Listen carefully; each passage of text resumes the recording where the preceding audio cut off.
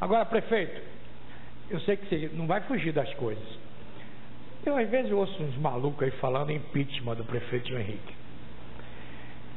Eu não sei. O João Henrique, você lê jornal todo dia? Eu não leio, Varela. Não lê mais, não? Não, não leio.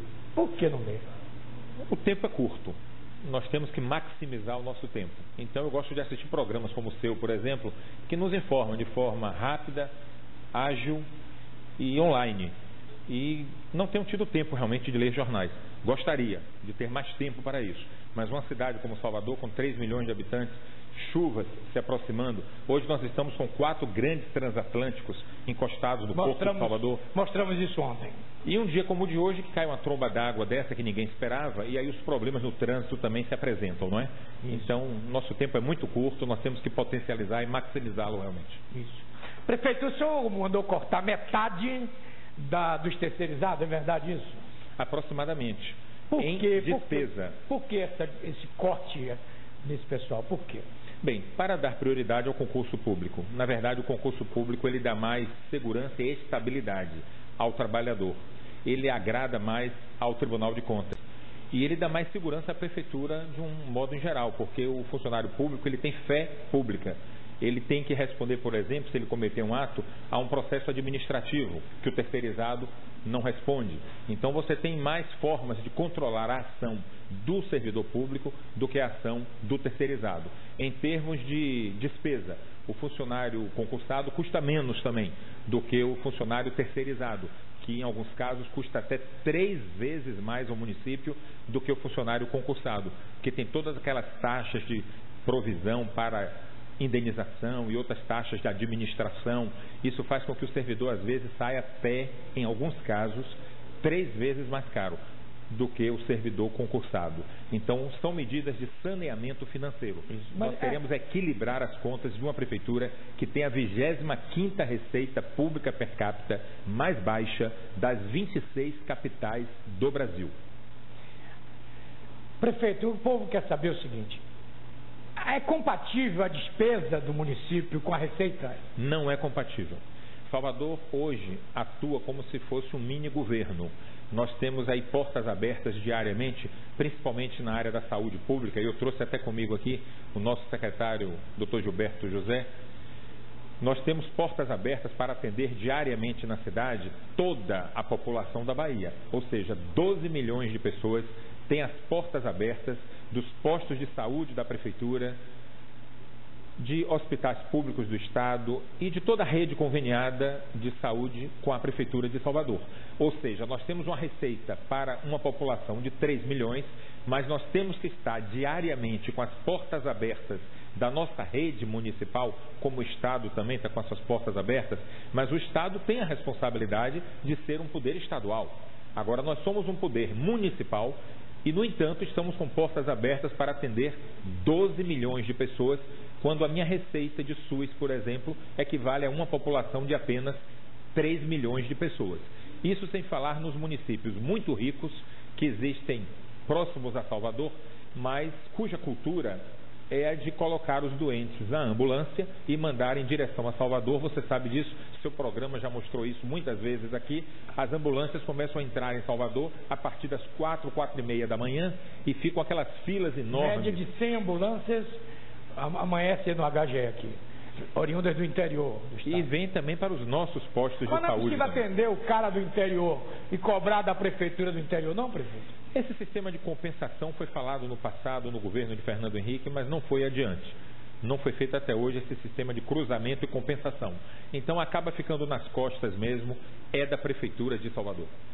Prefeito, a reforma do secretariado foi feita para dar mais eficiência. Por que foi feita? Mais eficiência, mais unicidade. E realmente deu. Eu diria que de todas as equipes que nós montamos, essa é a equipe mais afiada, que se entende mais. Um secretário liga para o outro, entra na rádio, responde pelo outro. Nós estamos com uma interação hoje muito melhor do que estivemos em outros momentos do governo. Prefeito, agora o povo quer saber: Salvador 2012, Salvador 2014. Nós estamos, que a Bahia vai sediar a Copa do Mundo, que é o maior evento do planeta Terra. A Fonte Nova deverá ficar pronto, né? Então, o que falta para essa cidade atender os requisitos de um evento como a Copa do Mundo?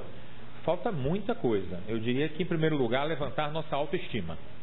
Nós temos que parar de dizer que tudo aqui é ruim, que tudo aqui é o pior. Eu ouvia dizer muito, por exemplo, que Salvador tinha a pior orla marítima do Brasil. Hoje eu já não ouço mais. Hoje eu já ouço as pessoas dizerem que Salvador tem a orla marítima mais iluminada do Brasil. Hoje nós temos 75 quilômetros de praias iluminadas. As pessoas já estão praticando esporte de noite nas praias. As pessoas já estão saindo no calçadão para andar de noite. Vamos inaugurar, como disse, sábado agora, a ciclovia Itapuã-Placafort, emendando-a, indo até a Amaralina. Então as pessoas hoje já podem sair de bicicleta com segurança de Itapuã até a Amaralina e vice-versa. Temos outras ciclovias também dentro de um plano diretor de ciclovias que nós estamos preparando na Trans-Salvador. Mas a orla marítima já não é mais a feia do Brasil, como diziam que era, né? Então essa autoestima tem que mudar. Nós temos que passar a dar valor, a elogiar, a reconhecer as nossas belezas. Muitas das vezes o ser humano só dá valor ao que tem quando perde. Isso é fato, nós sabemos disso. Quando nós perdemos alguém muito querido de nossa convivência, aí a gente passa a ter saudades e dar valor àquela pessoa. Eu diria que com Salvador acontece historicamente essa mesma coisa. A gente não dá valor, mas quando a gente sai de Salvador, que a gente vai para outra capital, para outra cidade, para outro estado ou para outro país, aí a gente dá valor a Salvador. Então eu diria que, em primeiro lugar, autoestima. A gente precisa ter reconhecimento, sabe, tomar consciência mesmo de que nós somos uma cidade linda, maravilhosa, com o melhor povo do mundo. O povo mais hospitaleiro do mundo, Varela, está aqui em Salvador. Não é à toa que nós estamos aí com 4 transatlânticos hoje. Nesse momento, cerca de 12 mil visitantes estão nesse momento pisando na cidade de Salvador, no dia de hoje. Então, autoestima. Depois, mobilidade. Isso. As pessoas precisam se locomover na cidade. Esse é um ponto que eu ia tocar agora. Eu queria até, não sei se eu estou falando bobagem, quando eu lhe aconselho a devolver aquele trem para o governo federal. Porque o metrô, no primeiro ano de Embaçaí, foi lançado o metrô. Embaçaí levou 8 anos, não concluiu a obra. Nós já vamos com 6 anos de João Henrique, não é isso? E o metrô não inaugura. Qual é o entrave desse metrô, prefeito? Explica para o povo aí. Vamos explicar. Primeiro, deixa claro que não é uma obra da prefeitura. Sim. É uma obra do governo federal em Salvador, em Fortaleza, em Brasília, em São Paulo, em Recife. É uma obra do governo federal nessas capitais. Nos nossos 6 anos, nós pegamos com 25% da obra pronta. Hoje ela está com 99%, praticamente 100%. E o que é esse 1%? O que é? O pátio de manobras. Só falta concluir o pátio de manobras. Eu estive com o ministro Mário Negromonte anteontem e coloquei para ele da minha ideia. Qual é a minha ideia? É que os 3 entes da federação, município, estado e união, inaugurem logo o primeiro tramo, os primeiros 6 quilômetros, ainda que não tenha a quantidade de passageiros que deveria ter. Aliás, esse metrô hoje era para ter 60 quilômetros e não 6 quilômetros. E pelo tempo que essa obra se arrastou, sobretudo. Então vamos lá. Qual é a minha defesa? Inaugurar logo o governo federal, estadual e municipal, os primeiros 6 quilômetros e fazer uma licitação de operação para os 12 quilômetros. Porque provavelmente a iniciativa privada é que deve operar esse metrô. Porque o governo federal já disse que não tem recursos para subsidiar. A passagem dele sem subsídio é inviável. Ninguém vai tomar o metrô pela passagem sem subsídio. Então, para que seja um preço... Como funciona em São Paulo, por exemplo? Eu digo sempre aqui que São Paulo é a prefeitura mais rica, é o 3º orçamento desse país e não cuida do metrô. Como é que funciona lá? Lá está deixando de subsidiar. Sim. Durante essas décadas todas foi subsidiado e uma parte privatizada. São Paulo começou a deixar de subsidiar e já está passando praticamente tudo para a iniciativa privada. Rio de Janeiro, idem. E as outras capitais do Brasil, como Brasília, também. O problema é que os governos estão ficando sem dinheiro de modo geral. Então estão começando a terceirizar, a privatizar certos serviços que até então eram bancados diretamente pelos governos. Mas com esse crescimento populacional que nós temos, com esse adensamento populacional por metro quadrado que se tem nas grandes metrópoles do Brasil, essas regiões metropolitanas inchadas como estão ficando no Brasil, os serviços de mobilidade, de metrô, de BRT, todos eles estão sendo terceirizados ou privatizados, ou seja, passando para a operação de iniciativa privada, como deverá ser, creio eu, o de Salvador. Muito bem. Bom, prefeito, eu estou satisfeito com a entrevista. Eu queria só dizer ao senhor uma coisa. A gente, já falei essa semana aqui, que o problema de Salvador é nosso, é de todos nós. Disse aqui, inclusive, que o Palácio Ondina fica na cidade de Salvador. Todos os deputados residem em Salvador, todos os vereadores, todos os políticos baianos residem em Salvador. E todos nós, a sociedade como todo, nós que somos jornalistas, a TV Itapuã, que está aqui em Salvador, todos nós queremos o bem dessa cidade. Então, prefeito, tenha certeza de uma coisa: nós estaremos torcendo pelo seu sucesso, para que o senhor conclua seu mandato realizando todos os seus projetos. Esse é o nosso desejo, independente do que estão dizendo por aí. Aliás, para mim, impeachment se pede quando o cara é ladrão. Sou eu que estou dizendo.